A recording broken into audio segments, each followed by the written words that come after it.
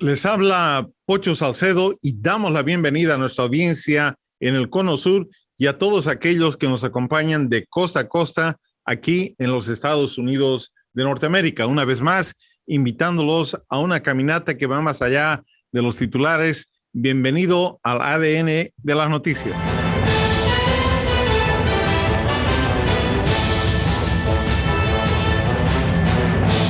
Han pasado más de 75 años desde la decisión de usar bombas atómicas sobre las ciudades de Hiroshima y Nagasaki en Japón. Por primera vez y última vez en agosto de 1945, con tan solo 4 días de diferencia, 2 de esas bombas fueron detonadas. La decisión todavía es motivo de intenso debate y controversia. ¿Cuál es el límite del uso de armas de destrucción masiva? ¿Qué lecciones aprendimos de este evento único en la historia de la humanidad aquel agosto de 1945? Hoy tenemos con nosotros un invitado experto en historia militar. Él es de la opinión que la única opción que forzó a Japón se retire de la guerra y firme su rendición resultó ser el uso de bombas atómicas. Hemos dividido el tratamiento de este complicado tema en 2 episodios. En la próxima presentación hablaremos con un experto en armas nucleares que mantiene que existían otras opciones sobre la mesa antes del uso de bombas atómicas contra Japón. Son episodios que no se los pueden perder. Dr. Tom Lewis, welcome to the show. Good day. Pleased to be here. Dr. Tom Lewis, OAM, is a consultant military historian, a best-selling author, and an on-screen presenter and scriptwriter. He is also a retired naval officer, secondary school teacher, and the author of 16 books. He holds degrees at doctorate, master's, and bachelor levels from universities in Queensland, Tasmania, and Darwin. Dr. Lewis is in popular demand from radio and television stations across Australia for his insightful comments on military history and how it intersects with modern-day life. He is a regular speaker to community groups, and appears often in TV documentaries. Well, and we will bring ourselves to 1945, the last year of World War II. In your view, what was the status of the war, particularly as far as the conflict with Japan is concerned? Well, the war had concluded in Europe with enormous loss of life. Adolf Hitler had been defeated. He'd committed suicide. The Allied troops were victorious. The original strategy for winning the war, in 2 words from the big 3, that was Churchill, Roosevelt and Stalin, was Germany first. So Germany first had been achieved. And now the Allies turn their attention to the Pacific. Enormous build-up of troops. One indication, over 30 aircraft carriers, 30 aircraft carrier battle groups, as we call them today, were in the Pacific. Millions of men under arms. And the Japanese boot still firmly established in many places. Even though the Japanese were retreating, pulling back to what they call the home islands, the Japanese still had control in many places. Their repressive regime had been felt bitterly by many countries. 300,000 POWs in captivity still being held by the Japanese. And they showed no sign of surrendering. So the Allies, if you like, almost pause, but the big war machine is still rolling on, millions of men and ships and aircraft and armies under arms. And what do we do now? We have to invade. We have to do D-Day all over again. And that was being felt with sadness by many families, with bitterness by many families around the Allied family world, if you like, back in their home countries, because they realized the terrible cost of life that had been felt taking Europe. And in fact, in fighting the Japanese in the Pacific, because although Germany first meant what it said, you were still fighting the Japanese, trying to push them back. It's just the entire force wasn't dedicated to that. It was a holding action, if you like, although we had been winning. And so now it looks like all over again, we're going to do what we did in 1944 in June. We're going to land on the beaches. We're going to push to the capital the center of gravity, to use that military term, and somehow we would defeat the Japanese. And we hoped the end of 1946, it would be over, maybe longer. Some reporters, some statisticians, military planners were saying 1948. So it looked like the war would continue. Well, let's go now, thank you very much, to the days, early days of August of 1945, just before August 6th. What were those days like vis-a-vis the thinking that was going on about the preparation for what happened later on in Hiroshima and Nagasaki, from the point of view of discussions, internal discussions, with the President of the United States, the military getting in place? Tell us a little bit about it. Well, President Roosevelt had died and the atomic secrets had been given to President Truman. He didn't know of them. And now it's made clear to him we have this wonder weapon, and the wonder weapon was exploded at Trinity. It works. We can take this very heavy bomb, in fact, two different types of bombs, and we can drop them on a city, one plane, one city, one explosion, and we can fly away. We can even recover that plane. And the plane will be so high, the bomb so effective, the Japanese cannot intercept it, shoot the plane down. Mr. President, we can keep doing this as fast as we can build the bombs. And now there's an alternative to the B-29 strikes, which had gone over in hundreds of bomber raids, hitting the cities of Japan, in fact, inflicting massive destruction from the air. In May, one of the B-29 raids had killed over 100,000 people, it's thought, in Tokyo. And still the Japanese were fighting. But mass bomber raids like that come at a cost. You lose a percentage of bombers each time. And the Japanese are going to fight terrifically hard. The sad thing about fighting Japan was that these blokes, Australianism, these guys don't give up. 97% was the fatality rate for their armies. These guys are crazy, sir, if you're addressing the president. Crazy brave might be a good term. They fight like you wouldn't believe. And this is something the world has not seen before. Most armies across history, when 30% of your force is on the ground alongside you, one of your mates is dead and two of them are wounded out of 10, you say, I'm out of here.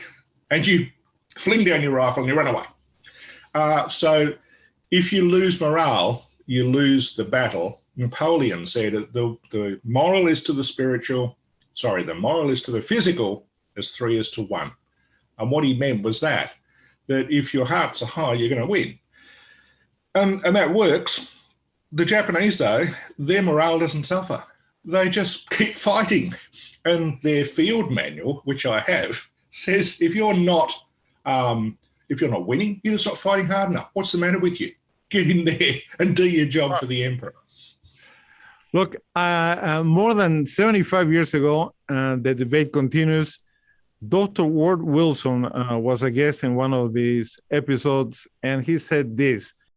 After years of study and publication in one of the most prestigious academic journals in the world, Harvard's International Security, I believe that Japan did not surrender as a result of the United States bombing Hiroshima and Nagasaki with atomic bombs. Japan's leaders decided to surrender because the Soviet Union declared war on Japan at midnight on August 8th, 9th, the night before the bombing of Nagasaki.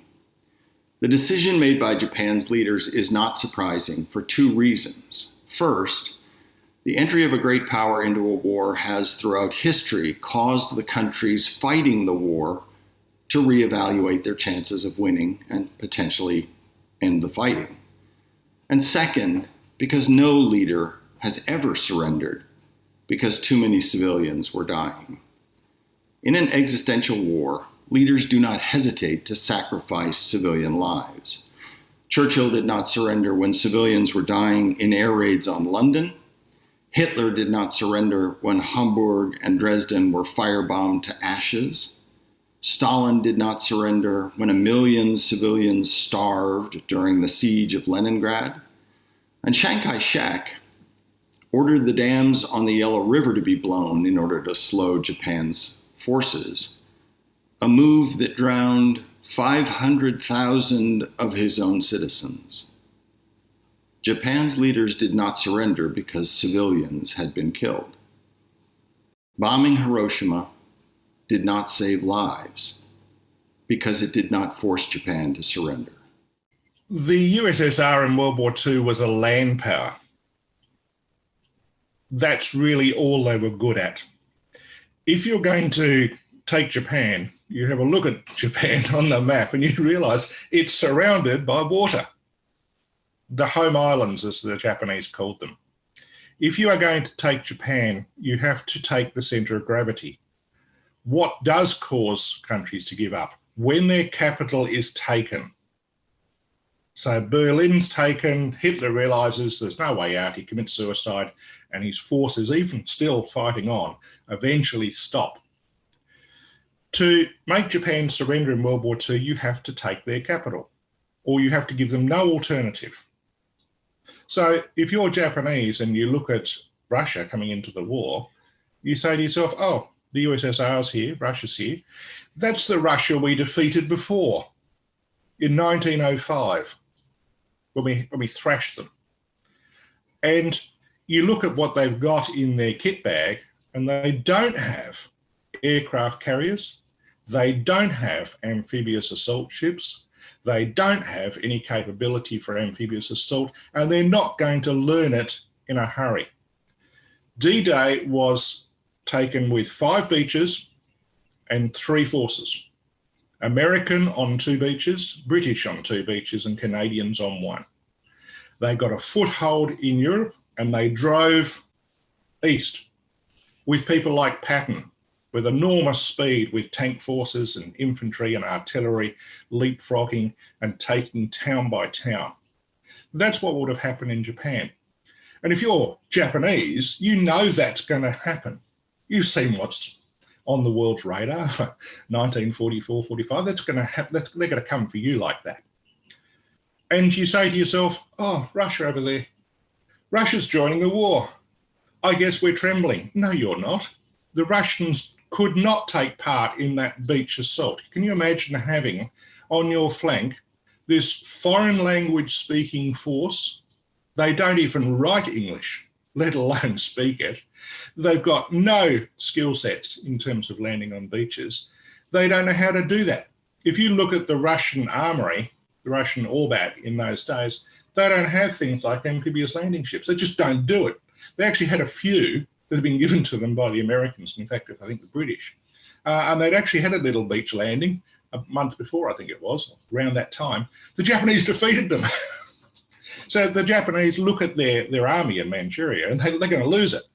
But that's not what the fight's about. The fight's about whether we can hold out in the home islands and give the Allies such a thrashing that they will hesitate and pause and give us what we want, which is victory with conditions, not unconditional surrender, which is what they're demanding.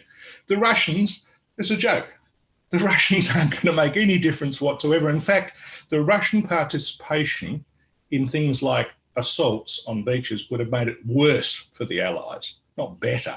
And the Japanese, being supremely good soldiers as they were, if a little touched in the head, they realised that. What is going to stop you? The realisation that these Americans can hit us city by city with an atomic weapon. And they're dropping leaflets all over our country. And the leaflets say, ask your emperor, ask your people what happened at Hiroshima. Ask what happened at Nagasaki. We can hit every city. Take to the country, take to the hills, because we're going to hit every city and there's nothing you can do about it. You cannot bring down one plane. And if you're Japanese, what alternative is there? Sure, the professor is quite right. The Japanese don't mind sacrificing civilian lives, but you're still not going to win, and you're not going to get what you wanted, which is conditional surrender. Bueno, ahora tomamos una pequeña pausa y retornamos muy pronto. Mom and Dad used to argue about everything, especially about Dad's drinking. It drove me crazy. It got so bad, I couldn't do my homework. I couldn't concentrate. I absolutely refused to let any of my friends come to our house for any reason. I would have been humiliated if anyone found out how much my dad drank and how loud my mom screamed at him. My family went from totally crazy to quiet, calm, and even peaceful. The only thing that happened is my mom started going to Al-Anon family groups. Her relationship with my dad really changed. I asked Mom if she would take me to her Al-Anon meetings or to Alateen. I wanted to see if I could have a better relationship with my dad. I'm sure glad I did. If someone's drinking troubling you, you might be surprised at what you can learn in an Al-Anon or Alateen family group from people just like you. Call 1-888-4-ALANON or go to alanon.org. Aprovechamos esta oportunidad para saludar a dos de nuestras estaciones en Estados Unidos, QPTV en Queens, Nueva York, y el Canal 4 en Iowa City, en el estado de Iowa. Gracias por tenernos en su programación. Y volvemos a Darwin, Australia, a continuar nuestra conversación con el doctor Tom Lewis. You early on spoke about the estimates of Japanese and American lives that could have been casualties if we had a traditional invasion. Tell us a little bit about this and what were those estimates, and because that's perhaps at the core of your argument that this was one of the reasons why atomic bombs had to be used. Well, to give you an example, in Atomic Salvation, the book, I have a chapter devoted to suicide submarines and speedboats and frogmen. The speedboats, and there were 10,000 of them, had explosive in the nose, and the idea was to drive them at high speed out of their coastline into the sides of Allied ships, who would, of course, try to destroy them as they saw them coming towards them at 40 knots. These were going to be driven by 16 to 17-year-old boys. The frogmen were being trained from similar young men. All across Japan, anybody over 13 and under 65 was now in the militia. And the idea of hurling yourself under a tank with what they call a satchel charge, it's an explosive in a satchel, or if you're a 13-year-old girl taking on incoming infantry and tanks with pikes and one-shot ancient muskets, if you're a 13-year-old girl, that's the future for Japan, or rather it's the lack of the future. So I looked at the amount of people they had under arms, 6 million men under arms. As I said before, 97% of Japanese forces die in World War II when they fight. So you take 97% of 6 million, and that's what they'd have lost in their armed forces alone. But then you look at the rest of the population of Japan.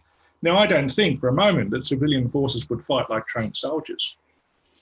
But they had a population of around about 60 to 70 million, often said as 100 million men are willing, 100 million are willing to die for the emperor was a popular refrain. That was propaganda. They didn't have that many. But they would have lost an enormous amount of their population resisting the Allies. And at the end of that advance up from the Kyushu Peninsula down the bottom left, the west of Japan, up through the home islands, and then another invasion near Tokyo at the end of, say, 46, you would have seen probably around about 25 to 30 million Japanese die. That's not counting our people, millions of our own people, probably up to 2 million. And we'd have held back. We'd have used what had worked in Europe. As one US general said, he said, we blasted our way across Europe using high explosive. So high explosive is cheap. People's lives aren't. So what you do, the standard tactic, was to hit a village, a town that showed opposition, that looked like it had German forces in it. You hit it from the air and you hit it with artillery. 75% of combat fatalities in World War II are from explosive. And when it shows no sign of resistance, then only then do you send your precious soft-skinned infantry forward. If you take any resistance, you pull back and you hit it again. And that's what they would have done in Japan. They would have blasted every town and village on their way up through Japan until nothing resisted anymore. And I think that would have been an appalling loss of life. Japan as a nation would have ceased to exist. You can't rebuild from that. When you literally, and people say it all the time, have been blasted back to the Stone Age. I feel very sorry for what the Japanese would have had happen to them. I've studied there many times. It's a wonderful country. I love the people. They would have done it. And the atomic weapons saved them from that. Well, thank you very much. And I am going to quickly dedicate specific chapters in your book. We can see here on the bottom of the screen a link to your book, to the ones who are interested in reading it. You have a number of arguments about, you deal with a number of arguments about the other options that existed in view of many instead of the use of atomic bombs. Some of them say that the atomic bombs were racially motivated. Others argue for the possibility of a demonstration of a bomb. Others continue conventional bombing that was very effective. What are your thoughts about those and other arguments? I always think it's hilarious, the racially motivated one. I come from London. My father's house was blasted out from underneath him by a V1 missile. He nearly died, as his family did, in that explosion, which brought the top of the house down on the lower section of the house. And Britain was very badly damaged. I came out to Australia when I was 7. Britain was very badly damaged by World War II. And in fact, rationing continued through the 1950s, and they were still undergoing rationing. When Japan had come out of rationing, the Allies went into Japan in the occupation forces and rebuilt the place. A Japanese citizen in 1955 was being better fed than a British citizen in 1955. They had rationing in Britain and they'd stopped it in Japan. Some racial prejudice. As for the one about the demonstration, the Americans had 2 bombs. One of the types, they weren't too sure whether it would work or not. They hadn't used it before, and it did work. And if you, for example, have this situation of, hey, Japanese nation, we have dropped leaflets. We have this terrible type of weapon which can level one city at a time. We're going to put a demonstration on in Tokyo Bay. What's to stop the Japanese from putting 10,000 POWs in Tokyo Bay? Or anywhere where you say you're going to do it. And what sort of demonstration is it going to be? I mean, what are you going to say? Japanese civilians mass around the edge of Tokyo Bay, or you were going to put on a fireworks display? They see a big bomb, it's exploding over water. They don't see the horrific destruction it gives. It's just a big smoke, atomic mushroom cloud. And everybody goes, well, that was pretty impressive. Not. How is this going to work? It's simply not thought through. In the last 2 minutes that we have, I want to ask you what I think is the question of for today. What lessons have we learned from the use of atomic bombs? Is humanity safer after the proliferation of nuclear weapons? What are your thoughts about it, Tom? Well, I teach year 11 and 12 students about the Cold War. And I think if we hadn't had atomic weapons, we'd have fought World War III in the 1950s against Soviet Russia. The Soviets had a very determined idea of what they wanted to do with the world. And I think fear of atomic weapons held them back, especially after the failed Cuban crisis, missile crisis situation. And I don't think there's a doubt that that's what they wanted to do. They wanted to bring their special brand of communism, as they called it, to the world. And the misery it inflicted, the Berlin Wall and so on, and so many people fleeing in one direction. They loved communism so much that they fled away from it. Nobody actually fled towards it. So I think atomic weapons became a blessing rather than a curse. And in fact, that's why the book is called Atomic Salvation. The atomic weapons brought salvation to the Japanese. They would have ceased to exist as a nation without them. And I think for that reason, they were salvation. Sad but true, and I feel very sorry for those people. I've fought in war myself, and I've seen death in war. And I do feel sad about those people who died at Hiroshima and Nagasaki, but at least it wasn't 30 million of them. At least it was in the 200,000 mark.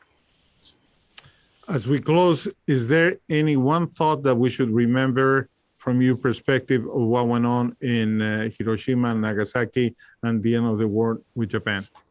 Well, I think you mentioned before, people were saying, why not even delay things?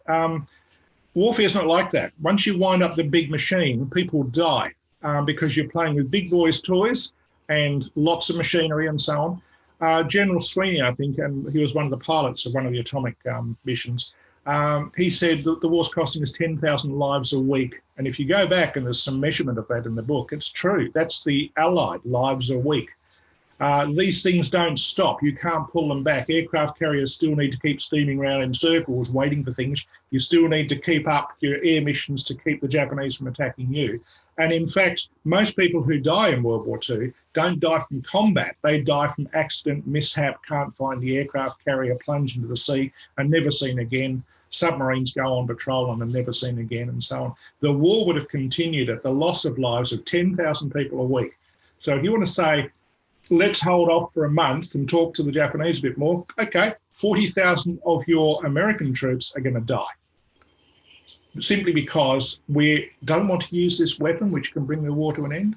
For me, it's a no-brainer. And that's the reason why it took me 15 years to research the book, and that's why I eventually published it. Dr. Tom Lewis, it's been a pleasure to have you in the show. I hope we have you back and we'll discuss some other aspects of military history. Thank you very much, and we wish you well. Thank you.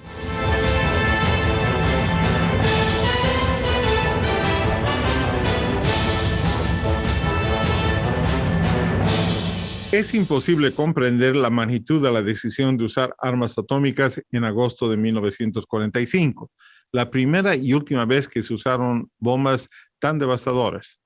El hecho es que se estima que 4,000 ojivas nucleares listas para ser usadas y desarrolladas y mantenidas por varias naciones existen hoy. ¿Nos hace eso más seguros? ¿Fue la decisión de usar bombas atómicas la correcta en ese momento de la historia? Bueno, le invitamos a ver la segunda parte de esta historia, donde escucharemos los argumentos en contra del uso de las bombas atómicas en Hiroshima y Nagasaki. Hasta una próxima oportunidad, cuando juntos exploremos una vez más el ADN de las noticias. Gracias por el privilegio de su compañía.